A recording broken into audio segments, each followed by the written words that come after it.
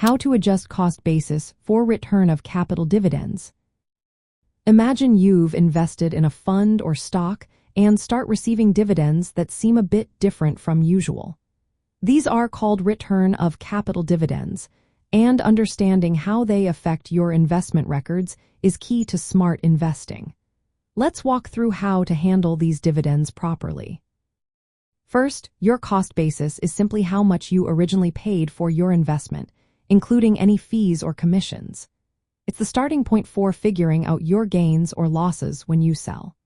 When you get a return of capital dividend, it means the distribution isn't coming from the company's earnings, but rather a return of part of your original investment. This is often reported separately on tax documents like Form 1099 Div. To adjust your cost basis, you subtract the amount of the return of capital dividend from your original purchase price. For example, if you bought shares for $10,000 and received a $1,000 return of capital dividend, your new adjusted cost basis becomes $9,000. This step is important because it reduces your taxable gain or increases your loss when you sell the investment later. Every time you receive a return of capital, you should keep track of the amount and subtract it from your current cost basis. This can be done by maintaining a running total, which helps ensure your records are accurate for tax purposes.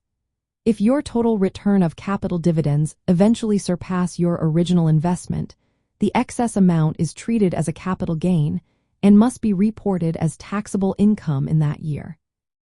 It's wise to keep detailed records of all dividends received and the corresponding basis adjustments.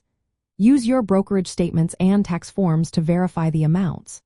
Remember that return of capital dividends are usually not taxed when received, but they do impact your taxes later through basis adjustments.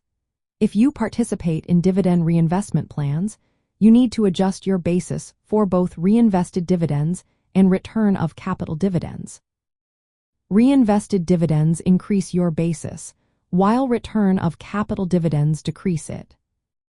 Consulting a tax professional or using tax software can help you handle these adjustments correctly, especially if you have multiple investments or complex transactions.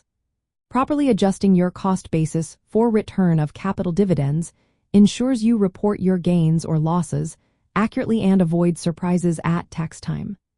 This approach aligns with tax-smart investing by keeping your records clear and your tax obligations correct.